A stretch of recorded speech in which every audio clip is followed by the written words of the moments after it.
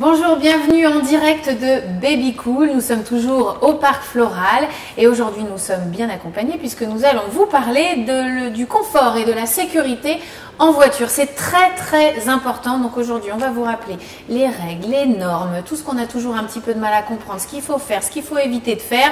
On va faire le point tous ensemble. Je vous présente mes invités. On va commencer quand même, on est poli, on va commencer par ma gauche, j'allais commencer à droite mais on a une jeune femme avec nous. On va commencer par Marilyn. Bonjour Marilyn.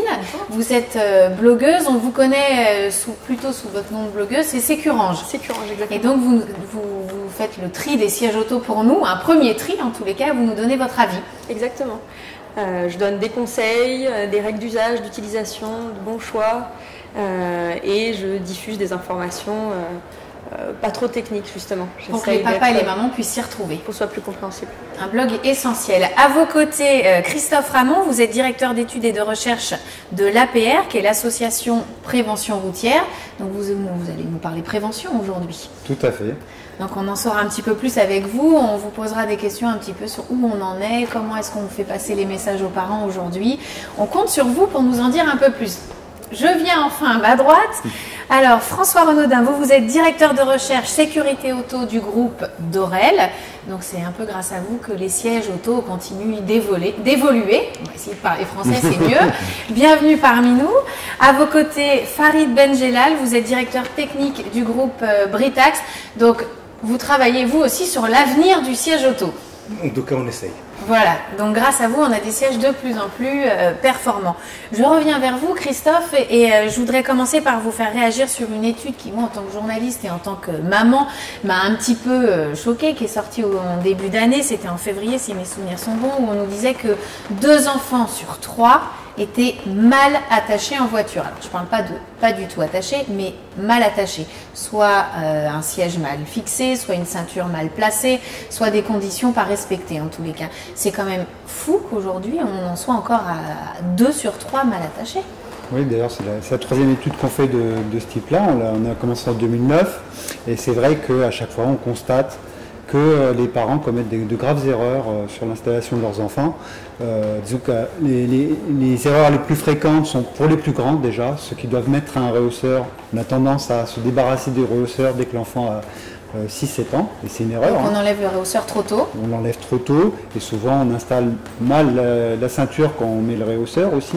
Oui, c'est-à-dire elle passe dans le cou directement, surtout des c'est ça? ceintures qui ne passent pas sous les accoudoirs. Donc vous avez une ceinture qui repose sur le ventre de l'enfant, et donc en cas d'accident, il y a un risque d'accident, un risque de blessure particulier. Et après, pour les tout petits, on commet beaucoup d'erreurs parce que c'est vrai que les sièges sont quand même assez compliqués à installer.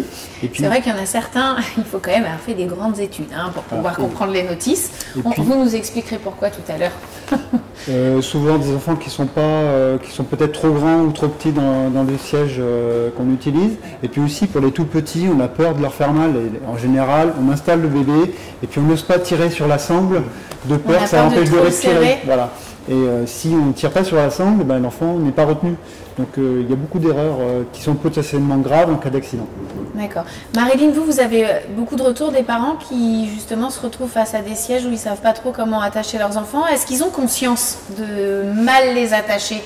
En fait, c'est un peu compliqué parce que les parents qui font partie de la communauté Sécurange sont des parents qui se posent des questions. Donc c'est moins ces parents-là qui sont perdus dans le choix d'usage, plus dans le choix du bon siège. C'est plus ces gens qui se tournent vers moi, c'est lequel, comment. Après, quand on s'adresse à des parents qui ne font pas partie de la communauté, qu'on tente de faire de la sensibilisation, non, en effet, ces gens-là n'ont pas conscience de mal faire. Non, et c'est pas, ils se disent pas, c'est pas grave, je sais que c'est pas idéal, mais c'est pas grave. Non, en général, ils pensent qu'ils font au mieux qu'ils peuvent faire avec ce qu'ils savent. Donc je me retourne vers vous, Farid. Alors vous êtes donc fabricant de sièges auto. Comment est-ce que quand vous pensez à un siège, parce que vous justement vous posez toutes les bonnes questions, vous faites des crash tests, etc.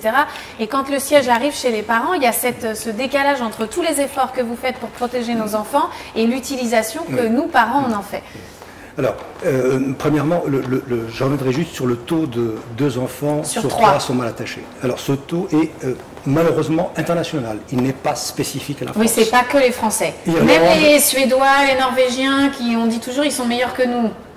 Oui, dans un certain sens, mais surtout... Mais pas partout.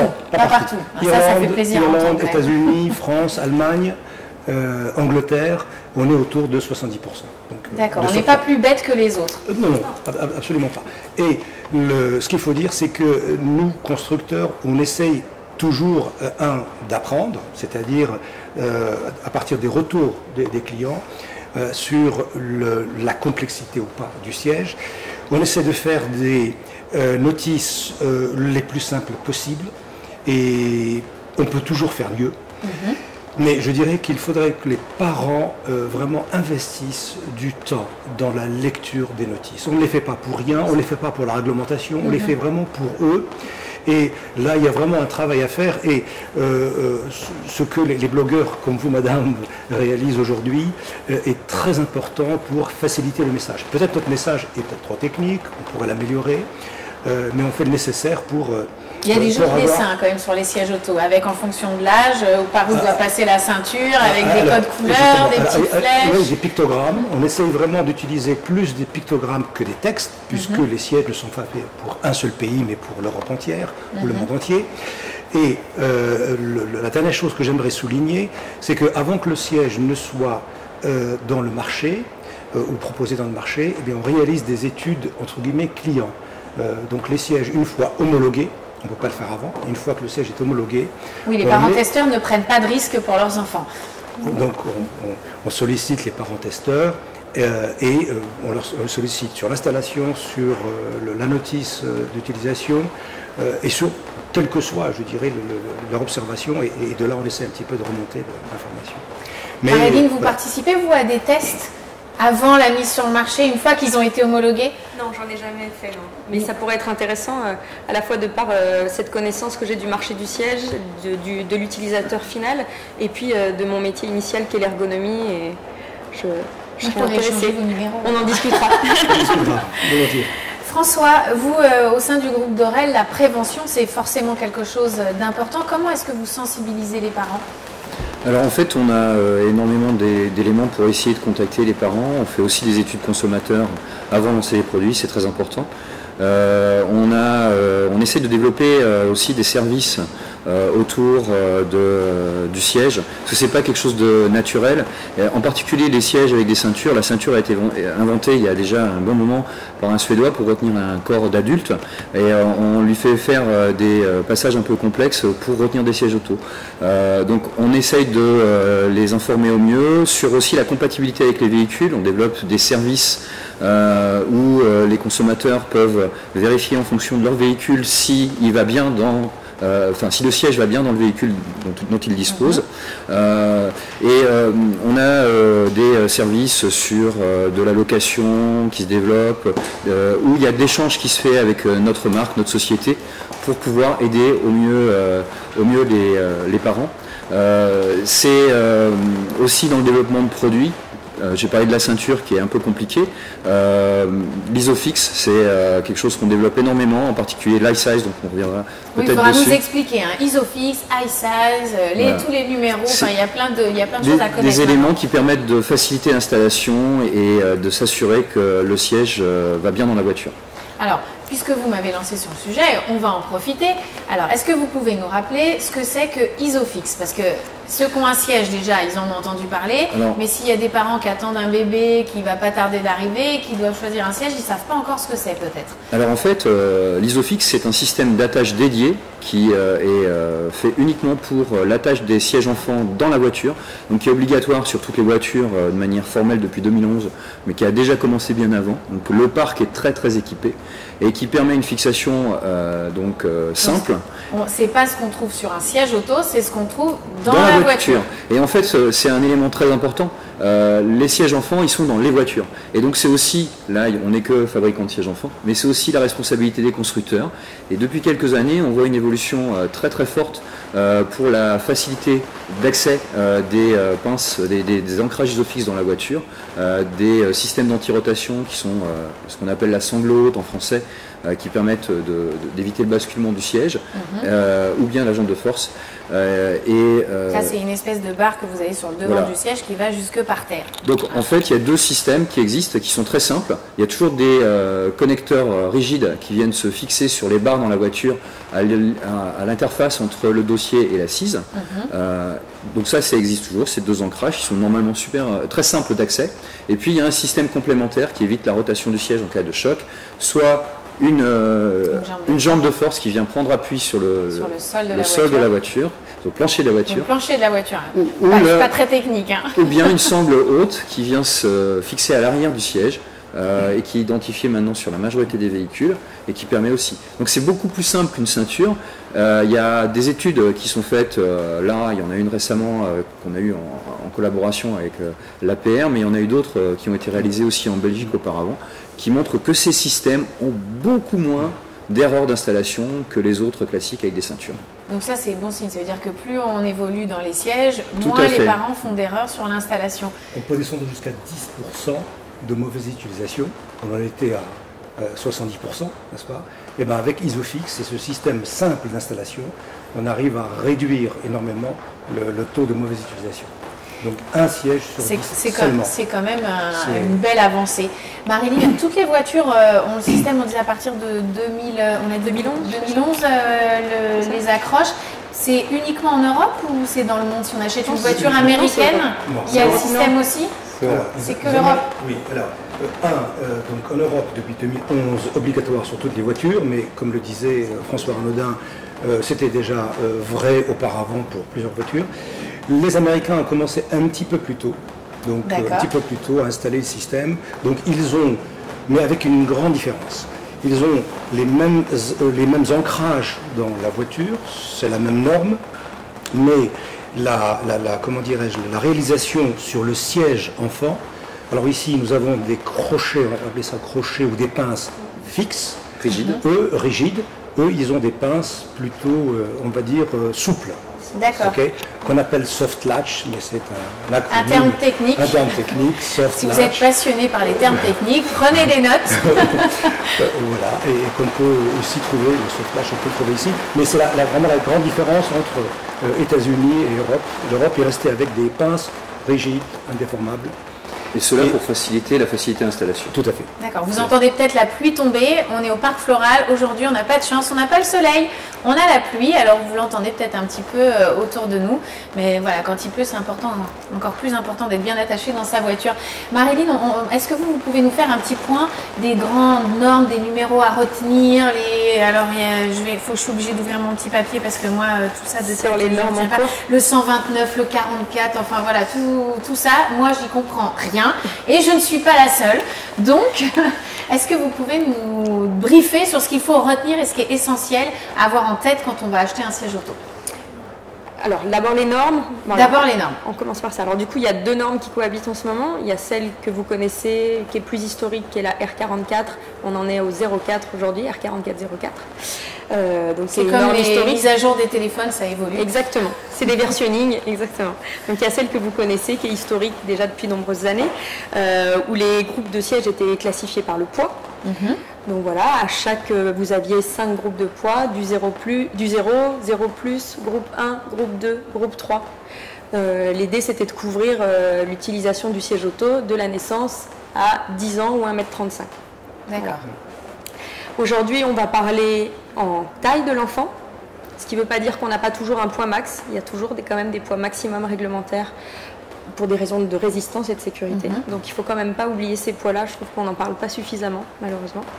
Donc, mais maintenant, on fonctionne en taille. Pourquoi c'est bien? Parce que souvent, aujourd'hui, on savait qu'un enfant faisait peut-être le poids adéquat pour le siège, mais n'avait pas la stature pour y être quand même en sécurité. Donc on se retrouvait avec des enfants avec le bon poids. On peut avoir des enfants très grands, très minces, des enfants très ronds parce que très grands aussi. Christophe, depuis que ça a changé, ça semble aujourd'hui, ça nous semble logique que la morphologie de l'enfant soit plus importante que son âge. Donc... les deux sont importants. Bon, c'est vrai que c'est une avancée plutôt positive. Cela dit, les parents connaissent souvent mieux le poids de leur enfant que la taille. Notamment à cause de la prise des médicaments, on est plus attentif. On se souvient de la dose poids pour la pipette de Doliprane. Voilà, c'est bon. pratique. Plus adapté, mais pas forcément plus facile. Tout à fait. Ce qui est important de vérifier aussi, c'est que le siège est compatible avec le véhicule. Et malheureusement, il y a beaucoup de véhicules qui n'ont pas forcément des ancrages à tous les sièges où peuvent venir s'installer les enfants. Ça, alors, comment on fait? Parce que quand on achète son siège, François, vous allez peut-être pouvoir nous expliquer, quand on va acheter son siège dans un magasin, comment est-ce qu'on peut être sûr? On ne peut pas l'essayer tout de suite dans sa voiture, parce que même si on n'a pas les petits arceaux métalliques pour clipper les pinces, il y a un autre système d'attache qu'on peut quand même utiliser. On n'est pas obligé de changer de marque. Alors les sièges de la nouvelle réglementation, pour l'instant, ils sont que Isofix, et c'est ce qu'on appelle high size.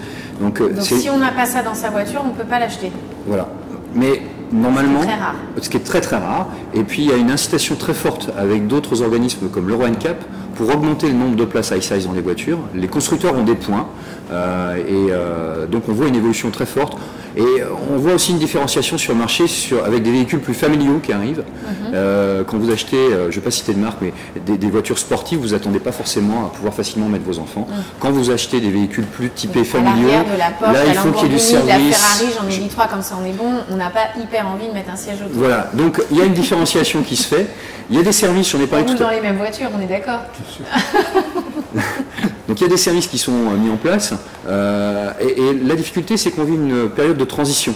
Mais il y a des services qui sont mis en place, donc nous on a par exemple un système sur internet qui est très simple d'accès, où on voit tout de suite si la voiture est compatible avec le siège. Vous avez un smartphone, tout le monde utilise maintenant ces services, et c'est vraiment très très simple d'accès. Et puis à terme, la nouvelle réglementation, elle a donc juste un petit bémol sur le poids et la taille. Il y a des normes européennes qui sont arrivées pour les enfants en général. Par exemple, les vêtements, c'est la taille, c'est plus l'âge. Et donc, les parents ont aussi la référence de plus en plus, quand ils ont des enfants, quand ils achètent un produit, de regarder la taille. Et en fait... On prend l'étiquette de la combi et on regarde derrière. Non, mais quand vous achetez un vêtement, vous regardez la taille. Donc, en fait, le siège auto, il est adapté aussi à la taille de l'enfant. Et ça, c'est quelque chose de nouveau. Il y a beaucoup d'éléments supplémentaires dans cette nouvelle réglementation pour éviter les mauvais usages. Il y a énormément d'éléments qui ne sont pas forcément connus, comme la facilité d'ajuster le harnais sans avoir à le démonter, c'est obligatoire. Oui, on n'est plus obligé de démonter tout l'arrière du siège, faire les sangles, les remettre. Voilà. Ça, c'est une grosse avancée, merci. Ça, c'est des éléments clés qui sont obligatoires dans la nouvelle réglementation. C'est-à-dire qu'on a vraiment appris les leçons du règlement 44, 04, les retours clients, les crash tests, pour finalement définir cette nouvelle norme, donc high size. Et vraiment, si on devait résumer l'objectif ou le but, c'est de faciliter encore davantage l'installation des sièges dans les voitures. C'est pour ça, mon collègue ici technique, si on peut dire, mon collègue technique, a insisté sur Isofix. Isofix et puis l'installation Isofix dans les voitures. Alors, il y a beaucoup de règles à enregistrer. Marilyn, on entend aussi parler du 129. Est-ce que vous pouvez nous réexpliquer ce qu'est le 129 ? Donc précédemment, je vous disais que la norme historique, en effet, c'était R44. Donc du coup, la nouvelle norme, c'est R129, la nouvelle réglementation. Donc l'idée, c'est de faire une transition entre les deux. Donc les deux vont cohabiter un certain temps. Mais on a le temps de la transition, il ne faut pas que les parents s'inquiètent sur l'idée de devoir tout changer maintenant. Donc dans les différences majeures, on a parlé en effet du passage de grouper les sièges par poids, et maintenant on parle par taille. On a parlé un peu plus aussi avec François de systématiser davantage l'Isofix pour éviter les erreurs d'installation. Dans les différences majeures, on a aussi les tests d'homologation des sièges auparavant qui étaient testés uniquement en collision frontale, et maintenant ils sont testés en collision frontale et en collision latérale. Donc on perfectionne. C'est pour ça qu'on voit se développer des choses sur les protections latérales plus performantes, avec des petites choses qui se dévissent pour faire tampon contre la voiture. En termes de pourcentage, c'est pas négligeable en termes de pourcentage de choc, donc c'est une vraie avancée en termes de protection de l'enfant. Donc il y a ça, et dans les différences majeures, il y a aussi la durée minimum du dos à la route pour les enfants. Donc jusque là, c'était 9 kg minimum, strictement, et c'était déjà peu. Et déjà les parents le faisaient déjà même avant, et c'était peu. Maintenant, on va passer à 15 mois minimum. Et donc c'est déjà une belle avancée, même si l'idéal c'est de continuer le plus longtemps possible. 2 ans, 4 ans, ça peut paraître beaucoup. Je vous coupe parce que effectivement, pour en avoir parlé avec les fabricants, il n'y a aucun doute sur l'utilité du dos à la route. Enfin, je veux dire, tout le monde est convaincu. Moi, en tant que maman, je tape dans le micro, ça va pas aller. Moi, en tant que maman, j'ai quand même une inquiétude, c'est que moi, je vois bien les enfants, ils grandissent et ils grandissent aussi des gens. Oui. Et donc, dos à la route, à un moment donné, ils ont quand même face à eux un dossier. Ça me semble un peu compliqué de poser les jambes d'un enfant de 4 ans. C'est une inquiétude que tous mes lecteurs vont avoir la première fois qu'ils vont arriver sur Sécurange. C'est une inquiétude que j'ai eue moi-même la première fois qu'on m'a parlé du dos à la route. C'est un faux problème. Pour 2 raisons. Déjà parce que les sièges qui sont conçus pour les enfants dos à la route, oui, il est d'accord avec moi. Déjà, les sièges qu'on conçoit pour faire durer le dos à la route longtemps, déjà sont conçus pour. Donc ils offrent déjà plus d'espace que l'image que souvent ont les parents en tête, c'est le cosy. C'est des sièges qui ont été conçus pour, ils offrent de l'espace. Et ensuite, il y a le confort des enfants qui n'est pas le confort des adultes. Mettez un enfant à table sur un canapé, vous aurez plus de mal à les faire se tenir assis droit que de les faire se tenir en tailleur, les jambes pliées. C'est des postures qui sont naturelles chez eux. Pour avoir des enfants maintenant qui voyagent un de dos, un de face, finalement même de face, ils voyagent le plus souvent les jambes pliées. Parce que finalement, les jambes ballottantes dans le vide, c'est pas plus agréable que d'avoir les jambes repliées. Donc c'est vraiment un faux problème. Et on a tout le temps, on fait l'amalgame, moi parent, je n'aimerais pas voyager comme ça. Pour les enfants, ils ne se posent pas la question. Si c'est évident pour vous que c'est beaucoup mieux et que vos enfants voyagent comme ça, chez nous, ils ne touchent pas les prises électriques et ils voyagent dos à la route. Voilà. Du jour où c'est évident pour vous, c'est évident pour eux, en fait. Mais moi, je me pose une autre question, la taille des jambes, effectivement, mais ça, Marilyn vient de répondre. François, les voitures, elles sont toutes adaptées parce que Marilyn nous a parlé d'espace. Donc ça veut dire qu'il faut avancer le siège avant. Voilà. Il faut de la place en fait. Et ça c'est Tant qu'on n'a pas la même voiture que Farid et moi, ça va. Voilà. En fait, il y a de plus en plus de voitures urbaines qui se développent avec des soucis de consommation ou de facilité de stationnement en ville qui n'offrent pas suffisamment de place.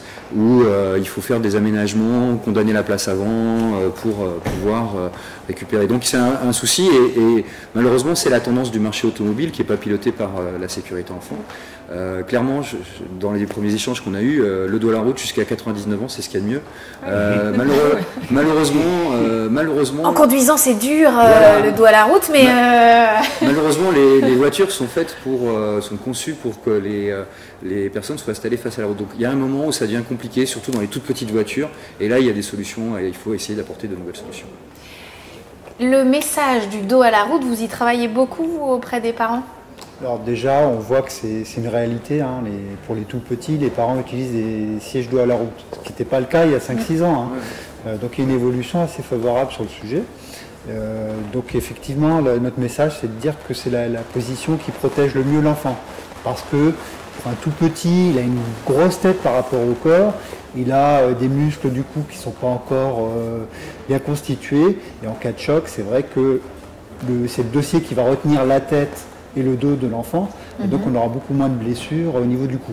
Oui, ça c'est un argument forcément qu'on est obligé de retenir. Est-ce qu'on peut, avant de passer aux questions des internautes, rappeler aux parents quelques points essentiels des règles de sécurité de base qu'il faut absolument faire quand on installe son enfant dans la voiture ? Alors tout à l'heure, on l'a dit, effectivement, il faut lire la notice, installer le siège dans le bon sens, avec les bons passages de la ceinture, ça c'est très important. Après ça c'est mon conseil, on peut essayer de le faire aussi avant que l'enfant soit né. C'est malin. D'expérience. Éventuellement, ça commence dès la sortie de la maternité d'ailleurs. Après, il y a toutes les vérifications qu'on va faire tous les jours. Si on a une sangle, une ceinture qui est vrillée, détendue, c'est qu'il y a un problème. Si la ceinture passe pas bien sur l'épaule de l'enfant, par exemple, elle passe derrière l'épaule, sur le côté. Si elle démarre un peu trop bas. Si l'enfant a tendance à passer l'épaule par-dessus la ceinture, c'est que ça le gêne, c'est que la ceinture est mal réglée en hauteur. Les enfants grandissent vite et on a besoin régulièrement de vérifier que le passant de la ceinture passe au bon niveau derrière l'épaule. Et puis après, on a des erreurs pour les plus grands et notamment une ceinture qui ne passe pas sur le haut des cuisses, qui passe par-dessus les accoudoirs. Il faut bien la passer sous les accoudoirs pour qu'elle soit au niveau des hanches en fait. Tout à fait. Puis après, on a les erreurs saisonnières. L'été, il fait chaud, la ceinture hérite, donc on a tendance à la dégager sur le côté de l'épaule. Et l'hiver, on a les grosses doudounes. Donc alors l'été, on achète une petite housse en coton qui peut protéger un peu la ceinture pour pas que ça pique dans le cou et on la garde bien placée. Effectivement. Et l'hiver, qu'est-ce qu'on fait? On n'enlève pas son manteau. On n'enlève pas son manteau. Voilà. En général, la ceinture n'est pas assez tendue parce qu'on a la grosse doudoune. Donc il faut absolument se dévêtir. On enlève le manteau avant de mettre l'enfant dans le siège auto. Tout à fait. Très important. Donc on rappelle bien les règles de base. Et je me retourne vers vous, Farid. Au niveau des fabricants, vous réfléchissez à un système, alors peut-être que ça existe déjà, hein, mais qui nous garantirait que la ceinture est assez tendue, par exemple. Parce que ça, c'est une erreur qui est très fréquente. J'ai la chance d'assister à quelques présentations. Alors, on est dans un salon, hein. C'est normal, vous entendez les appels au micro aussi.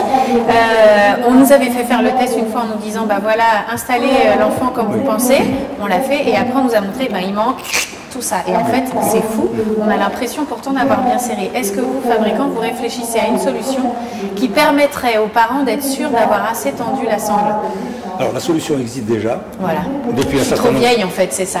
Non, depuis un certain nombre d'années.